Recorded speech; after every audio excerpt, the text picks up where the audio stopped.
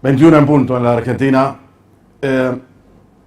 Estamos en este sábado 19 de diciembre, terminando el año. De hecho, esta es la última brújula de este año 2020. Y hay que empezar por lo que en definitiva nos está pasando hoy a los argentinos con el tema de las vacunas. La semana pasada hablamos con un experto como es el doctor Bernardo Biela, y ya expuso Biela, como también lo habíamos hecho nosotros a través de nuestro programa de radio e inclusive también acá en Brújula, unas opiniones que hoy cobran más fuerza que nunca, porque vemos que lamentablemente lo que dijimos en aquel momento era todo verdad, no nos equivocamos, cosa que yo personalmente quería equivocarme, porque en realidad si me hubiese equivocado, tal vez hubiésemos estado entrando en la realidad de otro país, un país predecible, seguro, claramente razonable en la toma de sus decisiones, con un gobierno que administra correctamente el momento en el que vive el país. Pero nada de eso ocurre. Fíjate el tema de las vacunas. Fuimos a contratar para hacer conejillos de indias a los rusos. La gran mayoría de los países latinoamericanos contrató a Pfizer. Nosotros no podemos contratar a Pfizer porque según lo que ha dicho Ginés González García, el ministro de Salud de la Nación, son inaceptables las condiciones. Lo que para otros países es aceptable, aparentemente para el nuestro no. Los señores dicen que, entre otras cosas, piden una inmunidad respecto a los resultados que pudiese tener la vacuna Pfizer.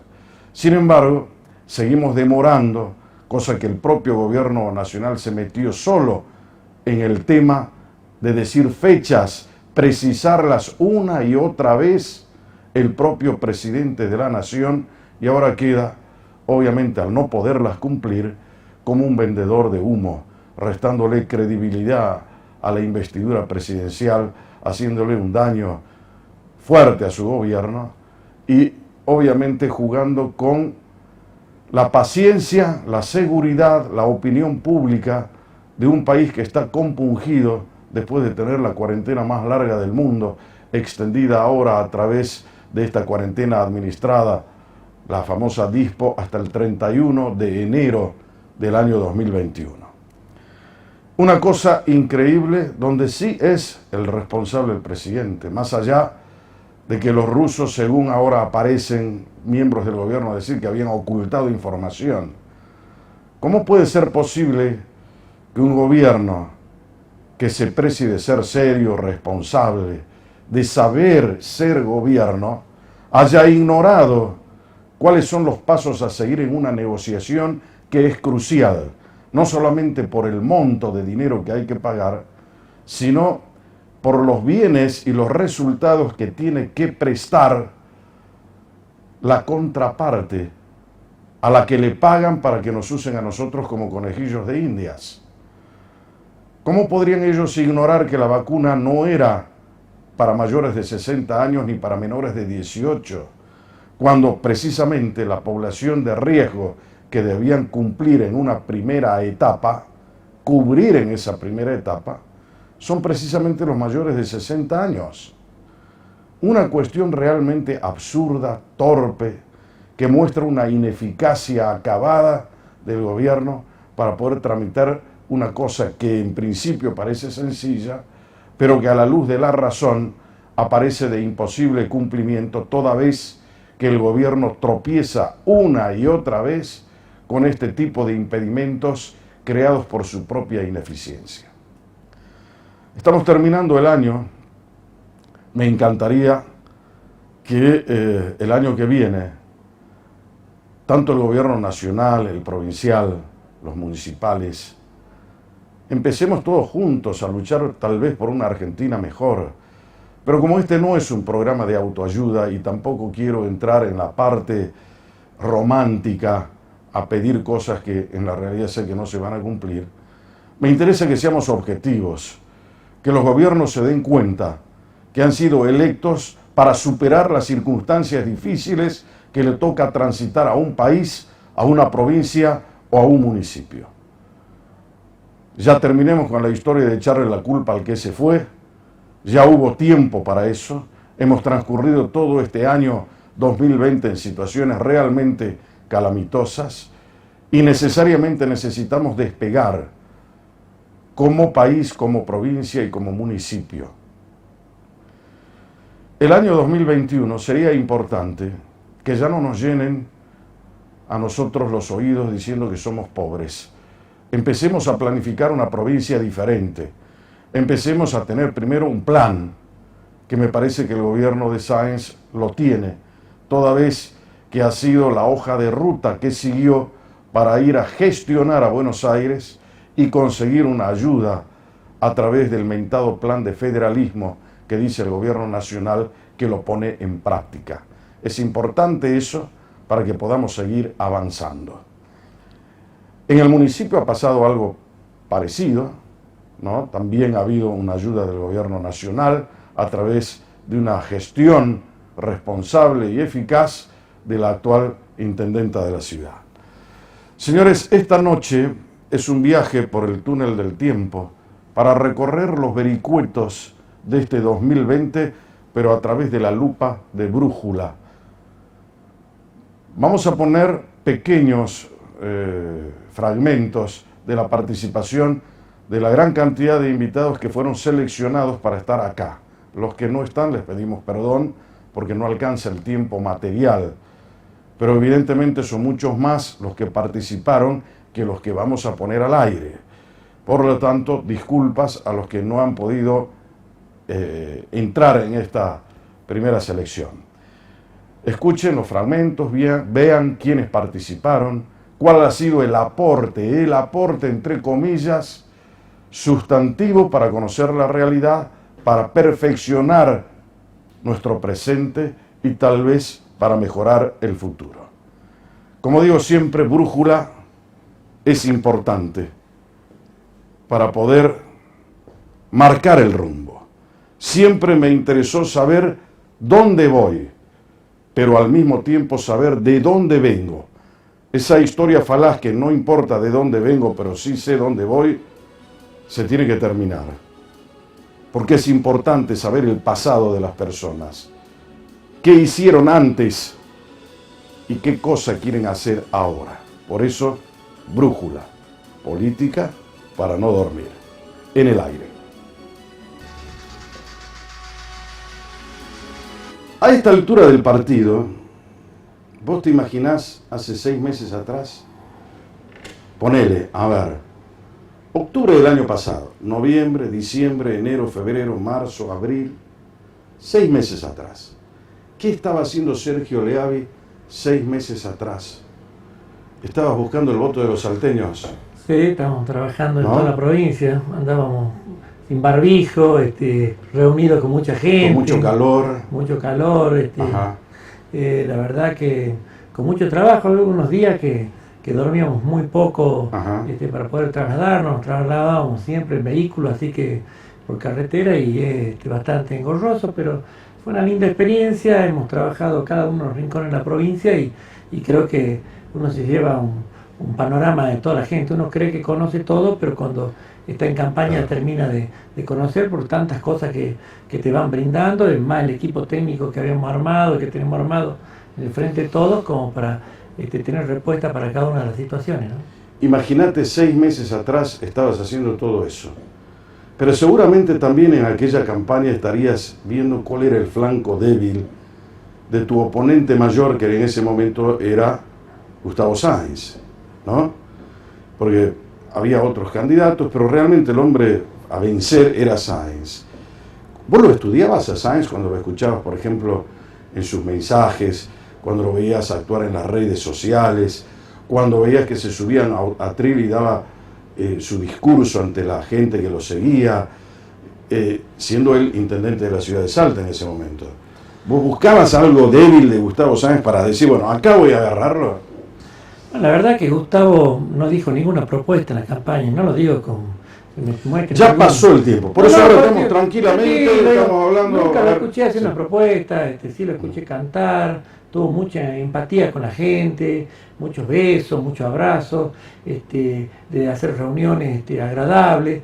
Y nosotros habíamos preparado una batería de acciones a llevar a cabo si éramos gobierno, teníamos un equipo técnico. La verdad que salvo que él contaba que tenía una clínica o un hospital de mascotas, no le escuché otro tema. Nosotros estábamos tratando de hablar que íbamos a hacer una provincia productiva, pero no veíamos del otro lado. Miguel Isa sí también hacía algunas propuestas como para encantar al electorado y que realmente el electorado escuche que era posible que estemos todos mejor, que podamos levantar la provincia. Pero de verdad, no lo digo con el ánimo. No, está bien, porque la primera vez la gente le consta que nosotros estamos hablando de esto. Es decir, Sergio Leavi, obviamente en mi labor y mi trabajo periodístico ha salido al aire un montón de veces conmigo, pero nunca abordamos este tema, lo estamos charlando ahora en esta noche de sábado. Es decir, ¿cómo 6 meses atrás mirá lo que estábamos haciendo y hoy con el barbijo inmersos en una realidad insospechada para el mundo, no solamente para nosotros, ¿no?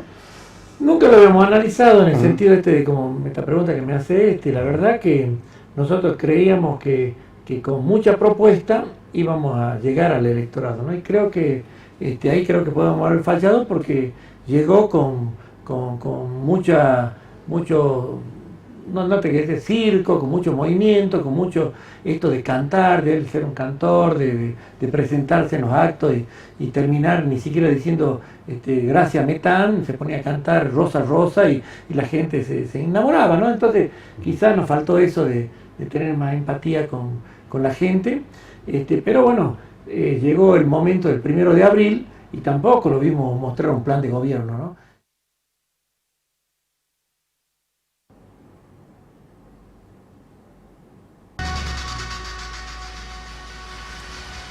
¿Cómo se integra usted al gobierno de Sáenz? Usted ya viene de la época de la municipalidad. Ya vengo de ahí. En su momento, cuando yo terminé, Gustavo me convocó al poco tiempo si lo podía ayudar, sobre todo en la parte jurídica del municipio. Obviamente hemos hablado largo, etcétera. Hemos llegado a un muy buen entendimiento.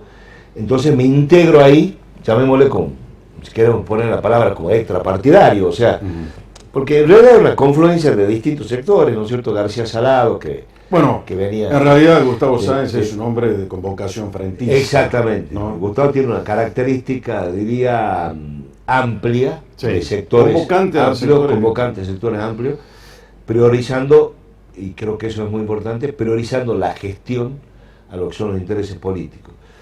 Bueno, estuve 4 años en la procuración, y cuando terminó, y Gustavo gana claramente la elección provincial, me convoca y me pide que, así como hemos organizado la parte jurídica del municipio, que si podíamos organizar. ¿Y quedó bien esa parte jurídica del municipio? Yo creo que sí, o sea, no soy yo quien para pero, decirlo, pero pudimos... Yo le reconozco mucho a usted, doctor Pérez Alsina, honestidad en sus respuestas, por eso se lo pregunto. Sí, sí. Además, lo que se lo pregunto no cree que yo no lo sé. A ver, mucho del periodista, está bien. A ver, periodista debe preguntar. Exactamente, lo que ya sabe. Muy bien dicho, muy bien. Estamos hablando con el doctor Pérez Alsina. Yo le había dejado una pregunta antes de irnos a la pausa. ¿Qué opina él sobre una probable reforma constitucional? Digo probable por una cuestión nada más que de prudencia, pero es una segura reforma, porque está empeñada la palabra política del gobernador Sáenz, que lo ha dicho en su campaña, lo ha dicho cuando inauguró las sesiones ordinarias de la legislatura provincial también, ya mandó el proyecto también a la legislatura, o sea, hay un cúmulo de cosas, pero quiero escuchar su opinión. Yo estoy de acuerdo. Totalmente de acuerdo. Amerita hacerla. Amerita, y vamos a decir por qué. En primer lugar, vuelvo a destacar lo que acaba de decir Jorge usted. En primer lugar, en algún se discutió si en medio de esta crisis convenía que el gobernador en la asamblea hablara sobre este tema. Pero como bien lo dijo él, en primer lugar fue una promesa de campaña. Se hizo campaña con ese tema y la gente lo aceptó y lo tomó. esta crisis obviamente hace un paréntesis. Él no está diciendo hacemos la reforma mañana, sería hacer una locura mientras no salgamos de este tema, convocar a una elección para esto. Pero bueno, toda la misión de un gobernante obviamente es no solo pensar en la coyuntura actual, sino que tiene que ir pensando también en el futuro. Eso yo lo escribí hace poco un artículo, hace unos 20 días, donde hablé de todos estos temas de la reforma y demás. Entonces, como bien dijo él, en cumplimiento de campaña, vamos a orientarnos hacia una reforma que veremos la oportunidad de hacerlo. O sea, obviamente este año no. Pero la base... No, este año es imposible. Este año nosotros hemos perdido por todo esto que nos está pasando. Pero la base... Pero no nosotros, el mundo. Exactamente, la base hay que destacarla. Entonces, ahí hay aspectos republicanos en la reforma de la Constitución que son muy importantes. En primer lugar, un aspecto que no es de la política, llamémoslo, sino de la gente, que lo pedía permanentemente en distintos lugares, y se va imponiendo en primer lugar la limitación de los periodos, Jorge. No solo del gobernador, que el propio Gustavo Sanz lo acepta, que no debe ser más de 2 periodos, sino también de las intendencias. No puede existir el intendente reelecto indefinidamente. Porque por un sistema inercial, por un sistema político, una vez que un intendente está 20 años, lamentablemente, hay que decirlo en términos políticos, se convierte en dueño del pueblo. La periodicidad, cuando hay periodicidad, favorece el republicanismo, favorece la honestidad, porque a medida, eso que he estudiado en ciencia política, a medida que, no solo en Argentina, en el mundo, en la medida que los cargos se van repitiendo, la corrupción empieza a asomar. La corrupción, el favoritismo, todo lo que es político, inherente inclusive a el ser humano. Exactamente. Es decir, el ser humano tiene un costado que es negativo. Ahora, si lo alimentamos, ganará esa parte. Exactamente. ¿No? Entonces, en la medida que una persona tiene un periodo determinado y limitado, es controlado de una manera totalmente distinta. Bueno, a esta edad, y después de toda esa trayectoria, y después de haber ganado experiencia, porque la verdad que el que es empresario hoy en la Argentina, yo considero que habría que darle un premio, ¿no? Porque no es fácil ser empresario en un país con tantos altibajos, como decía recién, con un comportamiento pendular, cíclico, un tiempo bien, otro tiempo mal, la Argentina de crisis en crisis, donde no ha podido mantener un comportamiento regular en materia económica. Va a ser el 9º default, que ya estamos prácticamente, que tiene la Argentina, el 3º en este siglo XXI. Entonces el empresario realmente tiene que ser un hombre, un piloto de tormentas. ¿Es fácil ser empresario? ¿Es difícil ser empresario? ¿Te arrepentís de ser empresario o te gusta ser empresario en un país como el nuestro? A ver, no me arrepiento, me gusta, es un desafío a diario, porque acá el corto plazo es dominante, el mediano plazo hay que estarlo vigilando y la cabeza tiene que estar siempre en algún punto en el largo plazo. Entonces, esa conjunción, digamos, de necesidad de intelectual y de razonar sobre todos estos hechos tan cambiantes y que de pronto el corto plazo te obliga a algo y el largo plazo te obliga a cosas totalmente distintas, hay que tratar de compaginarlo. Y en ese compaginar se presenta un desafío. Y en ese desafío hay que cargarse de energía, de positivismo y pechar para adelante. ¿Es posible que haya en la Argentina el nacimiento de una burocracia político-sindical, una sociedad nueva de la política con el sindicalismo? Yo creo que lo hubo siempre. ¿Ahora más que nunca? No, ni más que nunca, ni menos que nunca. Yo creo que fue algo que se fue gestando en la década del fin de los 40, principios del 50, donde el crecimiento, cuando se empieza a normalizar el aparato del trabajo desde el punto de vista de los sindicatos, y que eso tiene un tinte peronista muy fuerte, que relegó a toda la incipiencia de lo que era el gremiarismo social y de izquierda, Y ese sindicalismo avanzó sobre la Argentina desde aquel momento hasta estos tiempos. Y el empresariado argentino es un empresariado que se siente cómodo con ese sistema. Yo creo que hay... ¿Los industriales también? Sí, también. Yo estoy seguro que se sienten cómodos. No digo que esté bien o que está mal. Es otro tema de análisis. ¿Qué los hace sentir cómodos? Y sentir cómodos porque tanto el aparato empresario y las centrales gremiales empresarias como las sindicales nacieron más o menos juntas y crecieron juntos. Y Argentina, desde el punto de vista, como nunca fue un impulsor de desarrollo real y de querer avanzar en función de los riesgos que se toma, siempre se busca el lugar de confort. Y los sindicatos y los gremialistas no dejan su lugar de confort, y los empresarios tampoco, como tampoco lo deja el gobierno. Pero si no lo veía Gustavo Sáenz, lo llevaba a todas partes, Gustavo Sáenz. Bueno, sí, pero el sponsoreado no es solamente ir... primero, no iba a todas partes con Gustavo Sáenz. Segundo, el sponsoreado significa también apoyo económico. El PRO no nos mandó nada. Nosotros conseguimos con Sena y apoyo... ¿Por qué el PRO tiene ese tipo de comportamiento? No sé. ¿No sabe hacer política? ¿Son demasiado austeros con el tema del dinero o no lo tenían? Yo creo que son austeros. Yo creo que canalizaron más dinero para la senaduría de Juan Carlos Romero, que consideraban que era muy importante.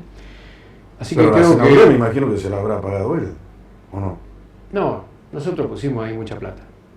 ¿Para la candidatura de Romero? Por supuesto, claro.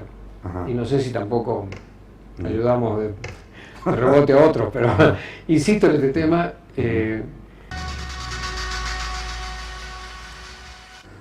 En esa autocrítica entró el plan suyo y el plan de ella. ¿No habrá sido ella mejor candidata que usted y por eso perdió? Pero si no hay ¿Y ella ganó? No hay ninguna duda que ella fue mejor candidata que yo. La gente así lo vio.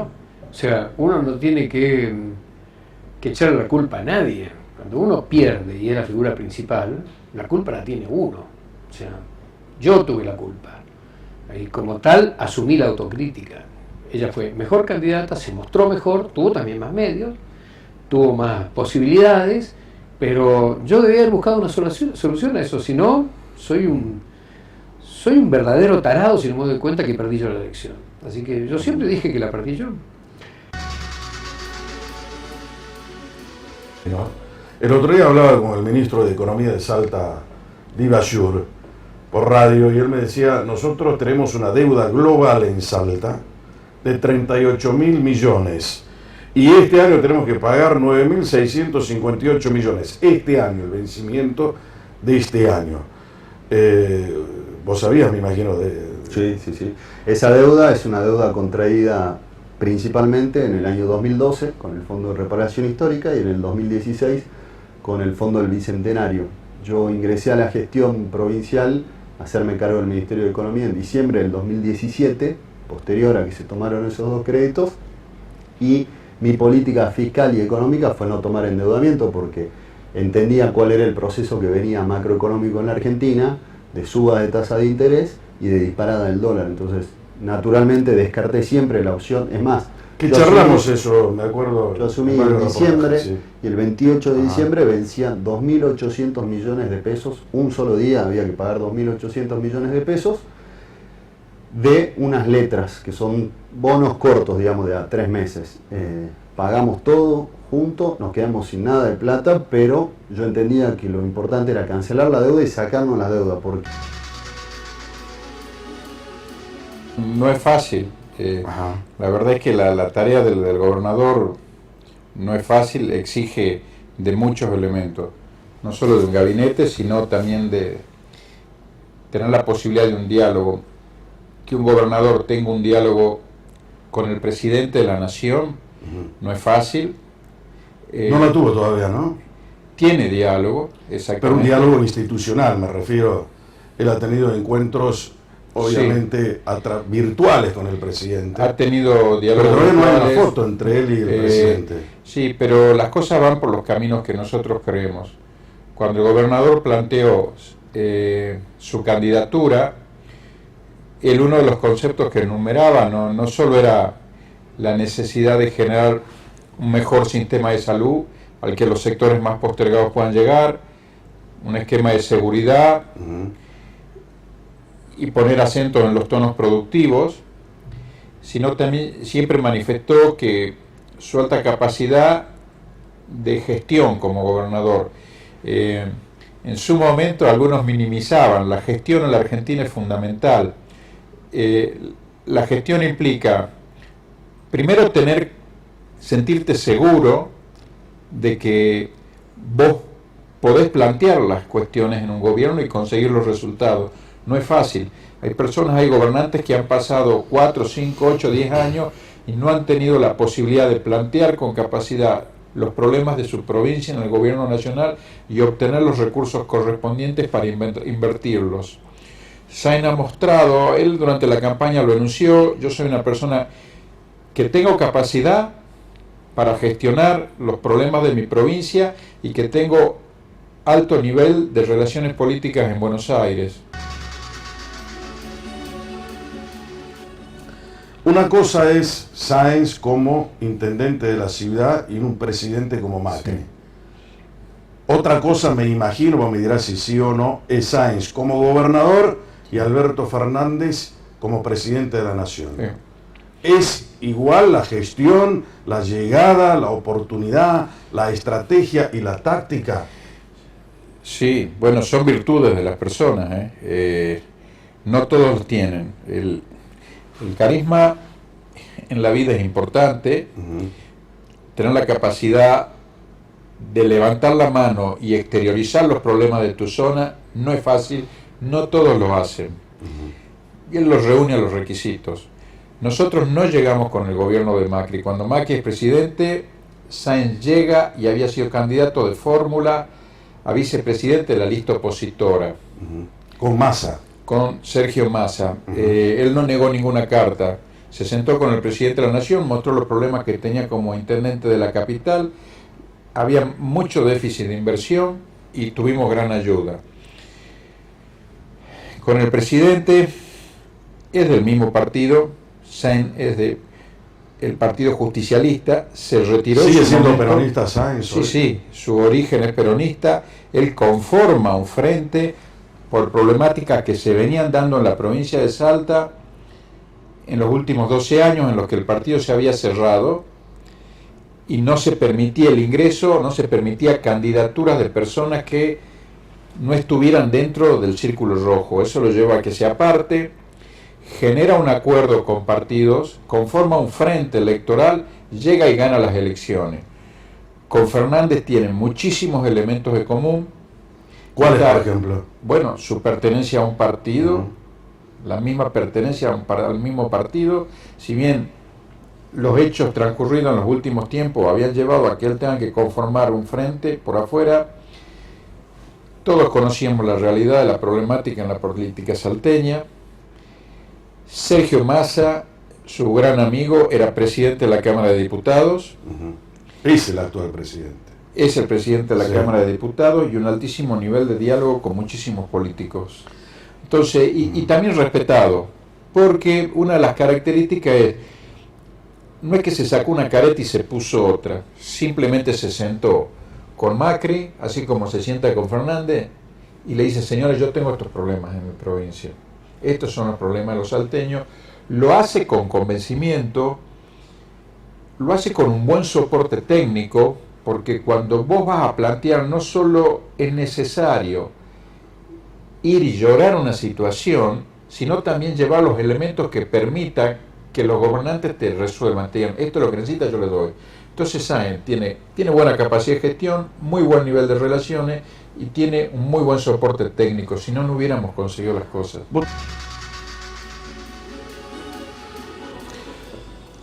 Cada 100 pesos que tiene el gobernador, cuando llegamos, 78 eran para pagar sueldos. 10 o 9 son para pagar deuda. 4 es para infraestructura básica de la provincia.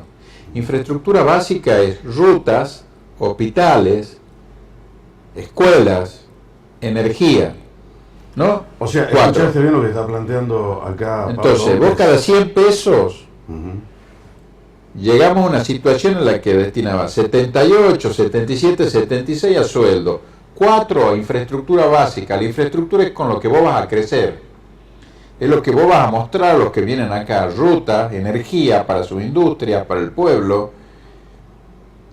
hospitales. Te cuento San Luis, como la ecuación de cada 100 pesos, 35 son para sueldo, 50 para infraestructura básica. Nosotros 4, ¿no? ¿Me entiendes? 4.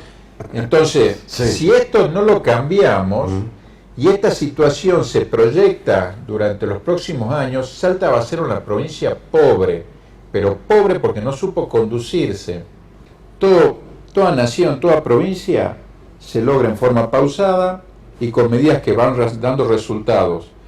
Solo el populismo es de resultado inmediato, pero el populismo no te sirve para lograr un desarrollo sustentable, continuo, progresivo. Entonces, el proceso de trasladar gente del sector público al sector privado ya empezó.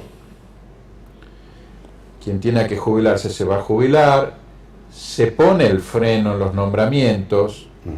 Algunos diputados dicen, siguen nombrando gente, pero hay que ver la ecuación integral, que es cuántos se van y cuántos ingresan, ¿me entiende? Sí. En los próximos años siempre va a tener que ser a favor del Estado. En los días pasados tuvimos una charla con los senadores y con los diputados, en las que dijimos, o nos concientizamos que la provincia está fundida y tenemos que refundar, tenemos que hablar de educación, tenemos que hablar de producción, tenemos que hablar de industria, tenemos que hablar de exportación. No podemos seguir hablando de ¿qué te llega del Senado? Subsidiemos, no cobremos, incorporemos personal. O sea que hay que cambiar el chip también en los legisladores y en la gente que está haciendo política. El chip se tiene que cambiar. Ajá. No puede ser que el Ejecutivo vaya en un tiempo, legislativo y el judicial en otro. Claro, lógico. Sainz va a marcar la impronta. El Estado está exhausto. 100.000 millones de pesos debemos. 100.000 millones. Entonces,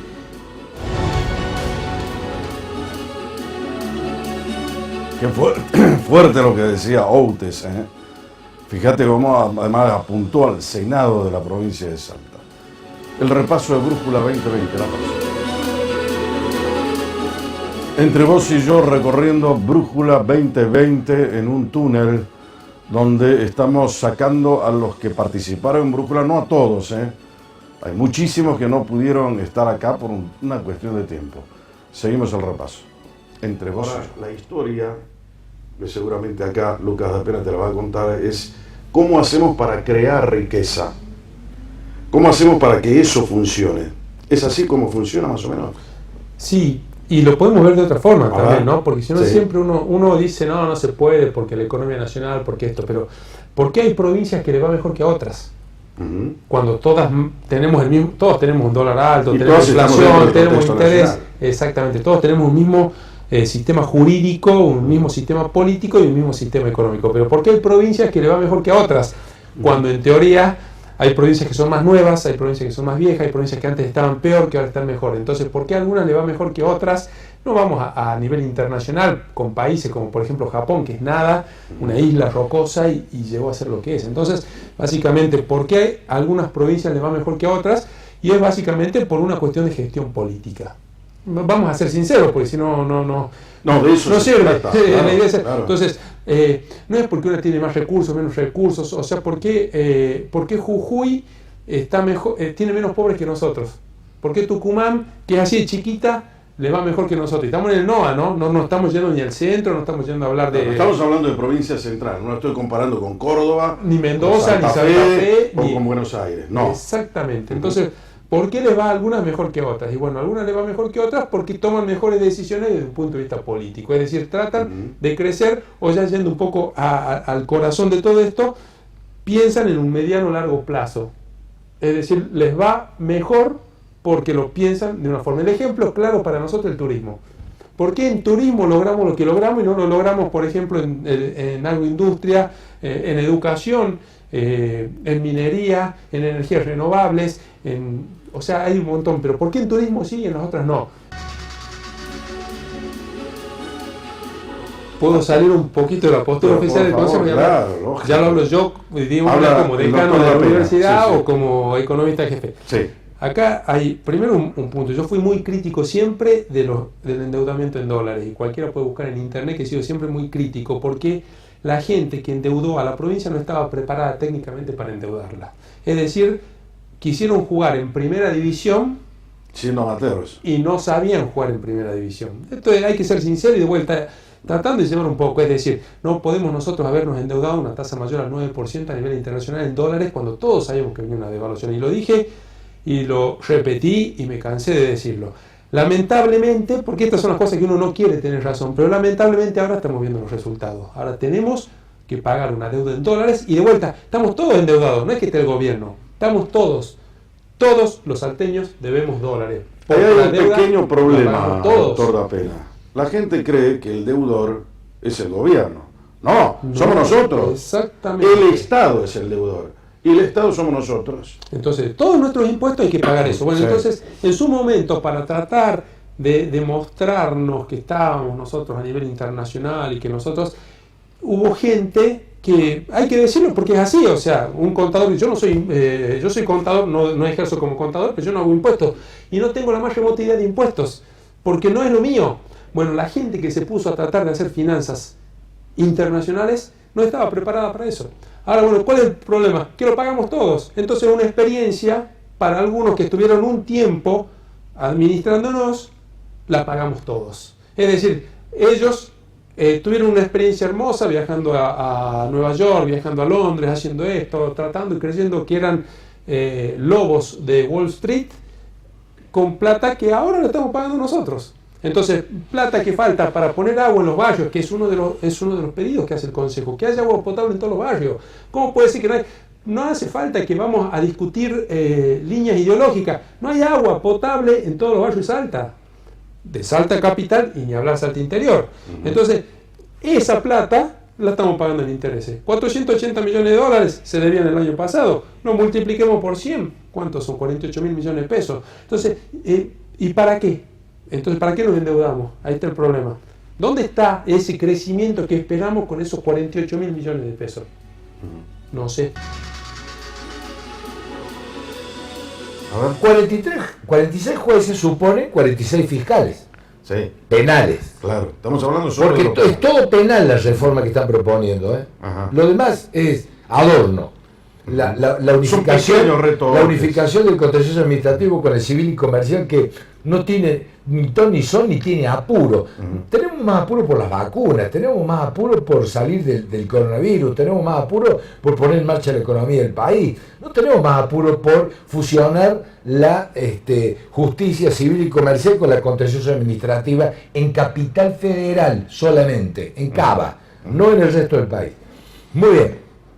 46 jueces penales en Buenos Aires y 90 y pico en el resto del país.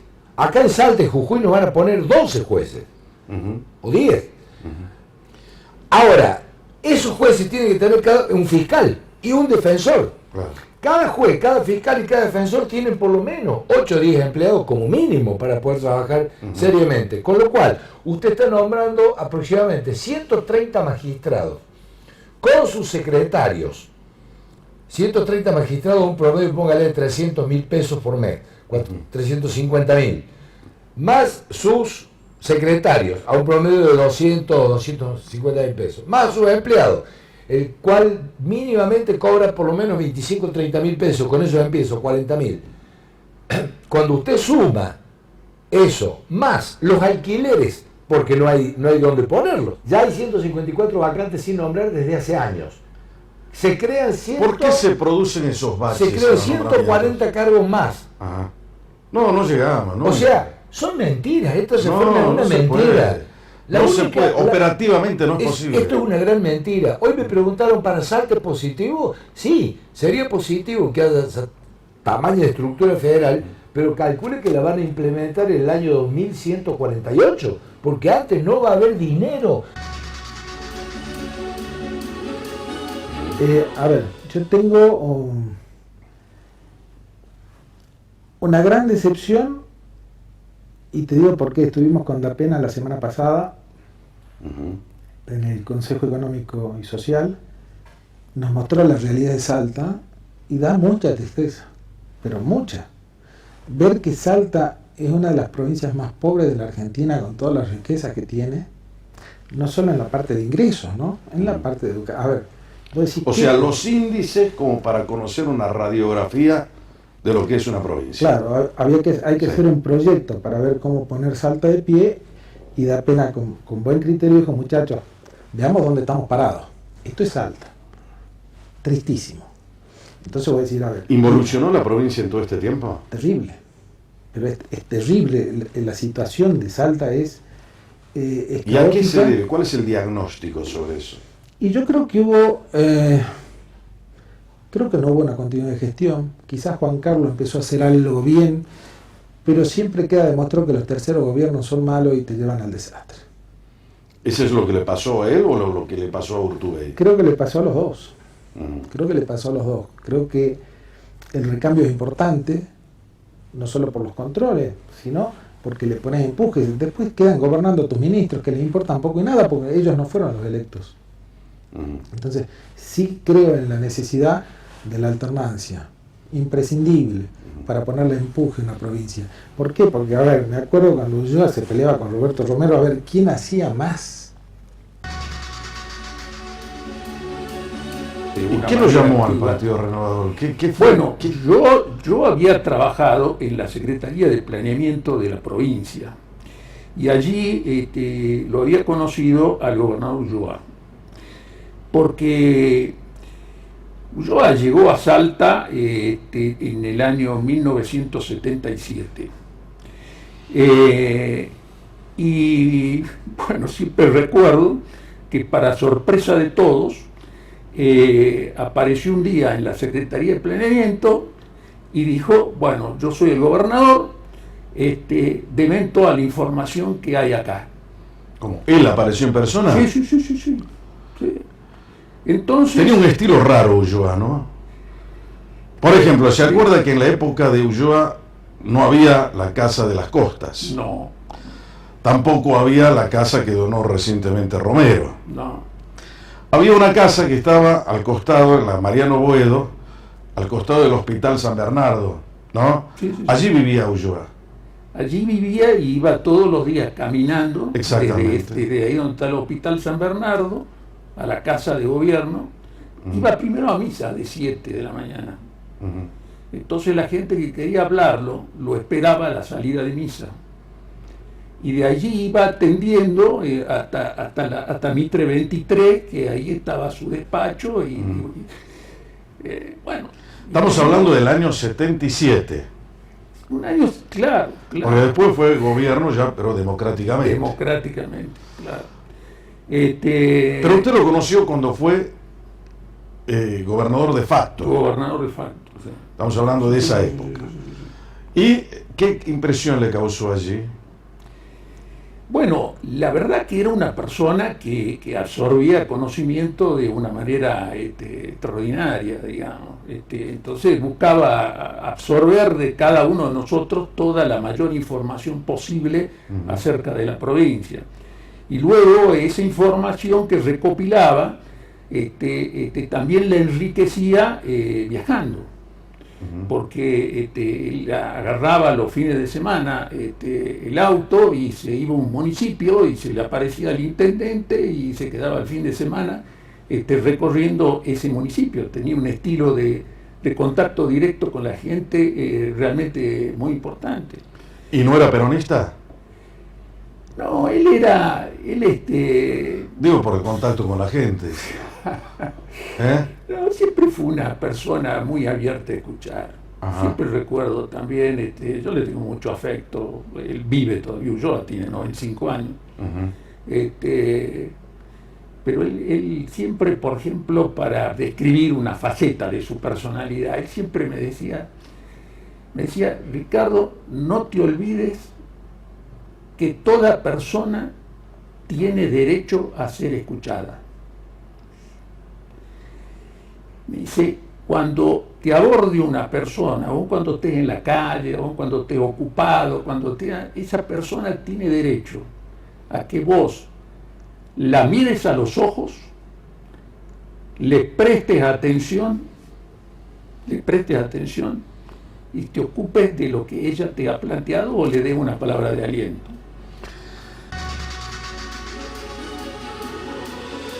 La idea de Sáenz es llegar y actuar y gobernar. Siempre fue un atopador, un tipo que de acción, de ejecución, lo demostró en la municipalidad, por eso llegó a gobernador. Entonces no es una persona que esté mirando para atrás y diciendo, bueno, recibimos, y como cuando uno recibe, uno va a vivir en una casa nueva y todo es lindo hasta que empieza a ver los detalles y por ahí, pero no me dijiste esto, lo otro. Hay un montón de vicios ocultos, ¿no? Vicios ocultos y redimitorios.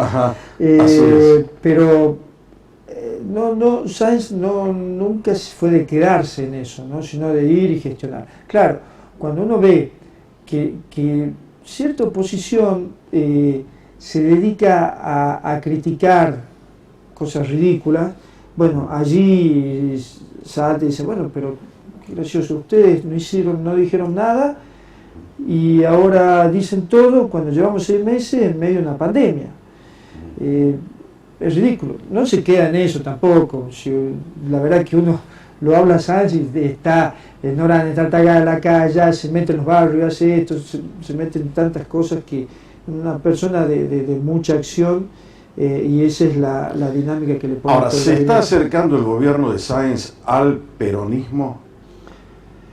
¿Eso puede traerle algún tipo de conflicto de intereses políticos? No, yo creo que en lo absoluto, y no es que se acerque al peronismo o deje de acercarse, sino que es responsable en la función de gobierno. O sea, Gustavo fue peronista y es peronista, y tuvo la grandeza, creo yo, la visión de armar un frente. Vos en tu editorial hiciste mención a cómo lo fue evolucionando del partido político a los frentes, a los espacios. Y creo que Sáenz armó un frente con mucha amplitud, con mucha inteligencia, con mucha generosidad, no para ganar elecciones, sino para escuchar a las distintas vertientes y opiniones, por esta idea de que a esto lo salvamos entre todos, no lo salva nadie. Entonces, en esa responsabilidad de gobierno, obviamente tiene la mejor relación con el gobierno nacional. Yo reconozco que el gobierno anterior cometió un montón de errores políticos y que no tuvo resultados. Pero los argentinos no más queremos cambiar, cambiamos. Y nos vamos al otro extremo, cuando ya sabíamos que esta gente iba a venir a hacer lo mismo que hizo la vez pasada, que es arruinar el país y querer quedarse para siempre, el famoso vamos por todo. Pero ¿cómo se entiende esto? A ver, senador, usted es un hombre, se reconoce como peronista, ¿no es cierto? Yo soy una versión del peronismo, considero que existe una versión del peronismo, pero no me quedo ni en el 45 ni en el 73. ¿Dónde se queda? Me quedo con la idea original de Perón de la justicia social, la grandeza de la patria, pero no con las metodologías estas de persiguiendo empresarios, expropiando, o ocupando tierra, o ocupando campos. Yo goberné 4 años con Néstor Kirchner y defendimos la provincia, nunca me sentí ni atacado ni perseguido, nunca tuve que ir a arrastrarme por una moneda y siempre nos dieron lo que nos tocaba, no nos regalaron nada de más, pero teníamos una provincia ordenada que podía invertir el 20% de su presupuesto en obra pública. Claro. Pero el gobierno que recibió el gobernador Sáenz, un gobierno que apenas le alcanza para pagar los sueldos. Si eso le agregamos que con la pandemia bajó el nivel de actividad y de ingresos, la situación de la provincia es muy complicada desde el punto de vista económico y financiero. Una provincia en un país federal, una provincia tiene que tener autonomía. Autonomía quiere decir capacidad de decidir lo que más le convenga a la provincia y no que nos vayan arriando donde quiera el gobierno central, sea cualquier gobierno. Así que yo, como gobernador, creo que la provincia debe recuperar su autonomía. Yo no sé cuál es la mirada suya en relación a eso y al frente, cuál es la salud del frente que en algún momento lo depositó a Sáenz en la gobernación de la provincia. Claro, que no tiene nada que ver con el peronismo. ¿Qué no tiene nada que ver con el peronismo? El gobierno que hicimos y pudimos construir con Sáenz. Cuando nosotros fuera del peronismo competimos en el 2015, que yo no alcancé la gobernación, sí, en ese mismo equipo estaba Gustavo Sáenz y fue intendente.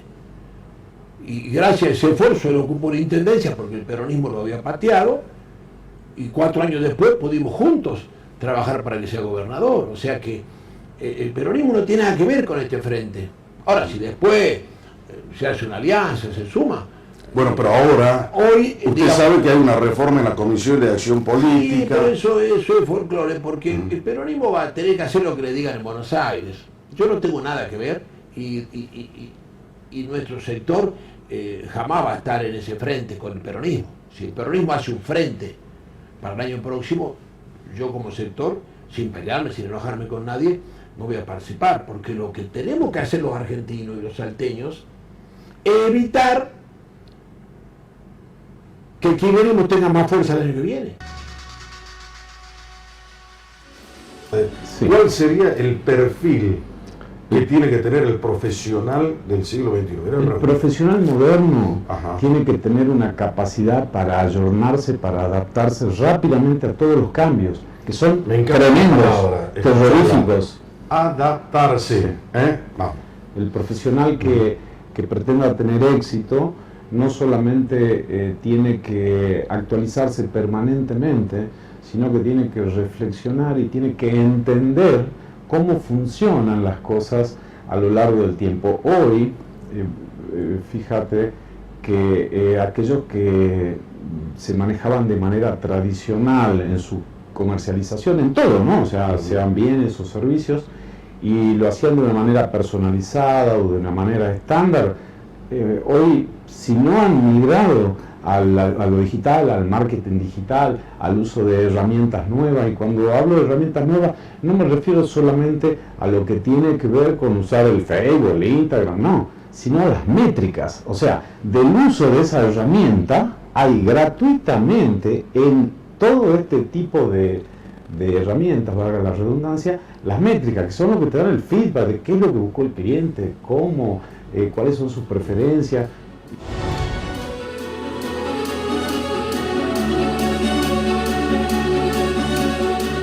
Bueno, los tiempos son tiranos. Teníamos más, inclusive más y más gente. Nos hubiese gustado poner a los muchos más que están acá, pero no se puede. Señores, la intención de este programa es ayudarnos a pensar, es marcar un rumbo, jamás perder el rumbo. Ojalá que lo podamos encontrar siempre. La idea es que entre todos empecemos a avanzar para lograr una provincia un poco más justa, más equitativa, más solidaria, pero no en la letra muerta de lo que se dice, sino en los hechos. Feliz Navidad, feliz Año Nuevo, y si Dios quiere, nos vamos a reencontrar el año 2021, cuando te diga que para jamás perder el rumbo, brújula. Hasta el año que viene.